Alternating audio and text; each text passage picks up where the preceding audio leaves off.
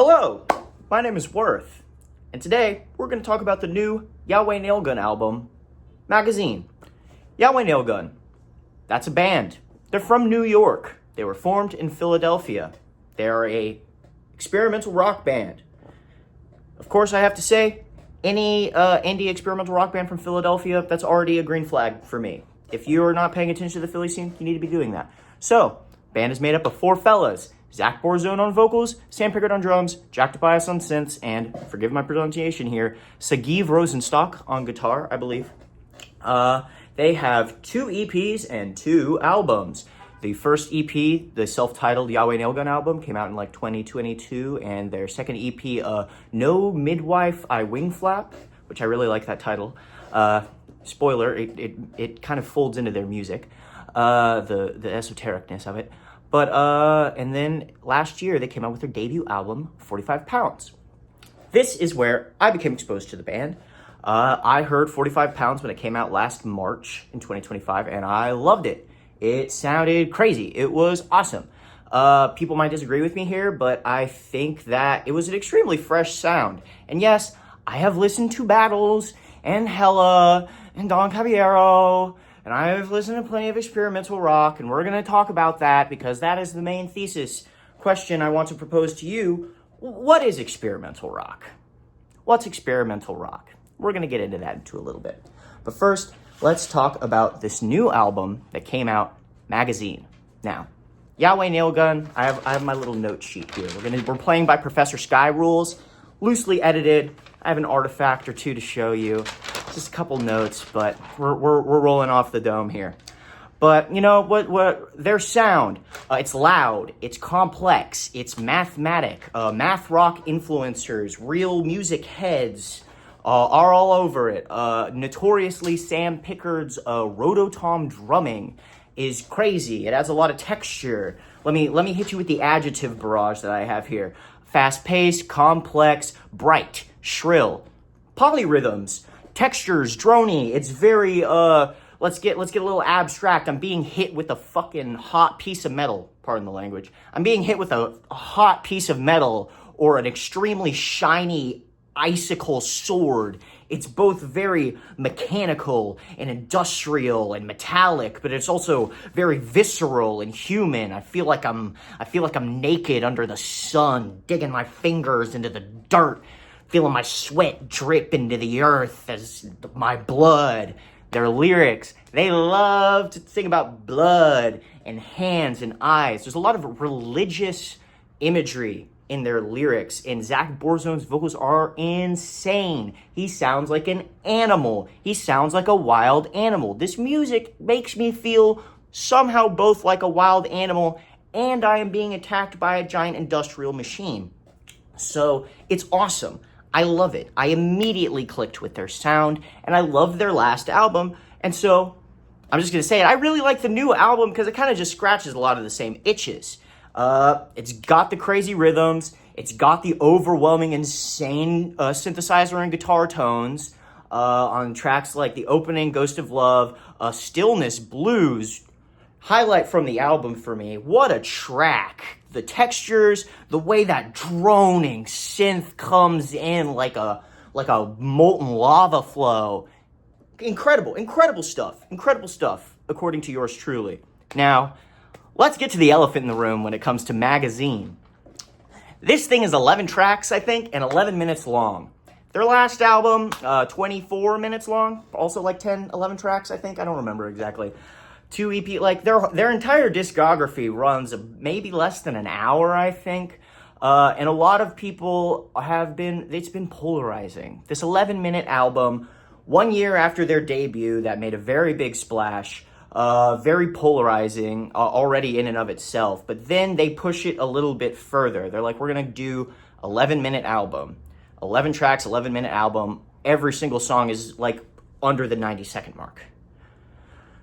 Some people, not some people, I've been perusing the Rate Your Music comments. I've been trying to keep a finger on the reception because I was excited about this. I listened to the album the day it came out, multiple times, of course, because it's 11 minutes long. But, a lot of people really were not juicing with the brevity. A lot of people weren't meshing with it. Some people were, but some people weren't. A lot of people were like, let's see what I have. Just a lot of like, what's the point? This just makes me want more. I like the textures, but there's just a lot of people questioning what was the point of the brevity. What does it do for the music? Why so short? What did you do this for? Now, I like this album a lot, and maybe it's just because, and I hope I'm not sounding a certain pretentious way. I've listened to a lot of music, and when you listen to an album for the first time, of course, it's all preconceptions, right? That is when I feel I'm able to list off the most comparisons for an artist the first time I'm listening to an album by them. But by the third or fourth listen, if it's like worth its salt, then I'm picking up on their sound. YHWH Nailgun stops sounding like Battles and Death Grips and whatever, and it just starts sounding like YHWH Nailgun around the fourth or fifth listen of at least for 45 pounds. And in the same way for this album. It felt a little bit, the track lengths felt a little bit weird the first or second time I was listening, but like, it's a short album. By the time I got to the sixth or seventh listen, I'm like, yeah, this is perfect. This makes sense. This is how it's supposed to be. And that kind of goes into my artifact and what I want to talk about. So my point of comparison here, my artifact, is a little book called Moieties by a artist named Eltron Frass. This is a nom de plume. I do not know what their real name is. I don't think they're making any more books, in fact. But a lot of what their writing involves is lacunas, lacks, gaps, holes. The feeling of not quite complete. This book, spoilers for the book Moieties by Eltron Frass. A moiety, definition, is one half of a two-part whole.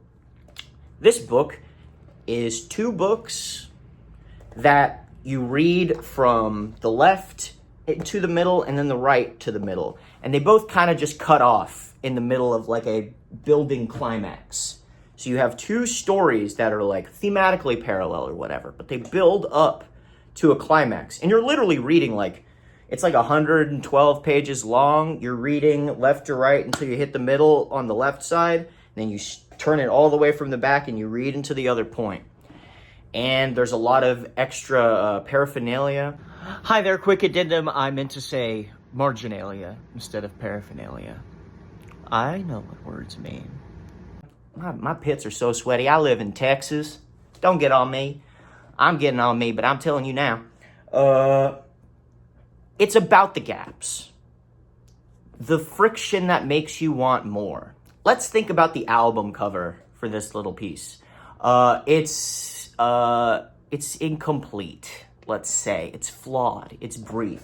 It is not actually a finished sculpture of a human head. It shows the contours of art, but it is incomplete. But it's pretty on the, come on, how much more on the nose can you get? Rather than you get to, as the audience, and I think this really is what makes for really great transcendental art, it kind of begs you to fill in the gaps yourself, makes you think more. What's more psychologically evocative? Actually showing the big scary or leaving it in the background in the shadows? What makes Blair Witch Project good? What Skinamarink? It's the way that this satisfies in some way is similar to the way that a sort of an open ending. This album stimulates me in this sort of open-ended way. You need the lack. You need those holes, those gaps, those flawed gouges in it. And you eventually stop seeing them as incomplete parts of it, and it does just become part of the contour of the whole thing. And in fact, the random stops, the gaps, the shortness of it begins to become an idiosyncratic part of what makes it unique, what makes it actually interesting. Everybody's complaining about cutoffs on the song, like random cutoffs in the songs, the fade out on the last track. Like, I did not fuck with that the first listen either. I was like, what? Why? It's iconic. It's really iconic. If I'm gonna get down, there were a lot of comments that were like, I wish this was longer, but I saw a very particular comment on Rate Your Music that was, what else do you think they could do with these songs? And I listened and I'm like, I kind of think that you're right. This is done. Like, what else are they? This is made exactly how it's supposed to. And if I feel uncomfortable or incomplete, that's the point. And eventually that incomplete feeling or discomfort just turns into a completely unique flavor that this album has for itself. What is that? I have, if you're this annoyed, that has to be the point. A system is what it does. And clearly, it's polarizing. It's a polarizing album. And I like it just on that front. It's polarizing. They're doing something different. And this returns to the question I asked. What is experimental rock? What's experimental rock? As I was kind of trying to chewing up my outline here, I was like, what's experimental rock? Swans? Velvet Underground? Cardiacs, Primus, The Residents, This Heat, Black Midi, Stab Scotch, Mr. Bungle. Let's keep going. What is experimental rock? Like, I had the fucking Rate Your Music list up, and it's like, the first 3 albums are all, like, in the top of all the times. It's Swans and The Velvet Underground. Is that what experimental rock is? This is literally an experiment in rock. This is experimental rock. They're playing with form and structure and sound and textures. They already sounded like experimental rock. They were loud. They had weird time signatures. Now they're making the song shorter. That's experimental. That's cool. That's actually boundary pushing. People are mad. People were mad at Lou Reed when he released Metal Machine music. This is good stuff. That's the point.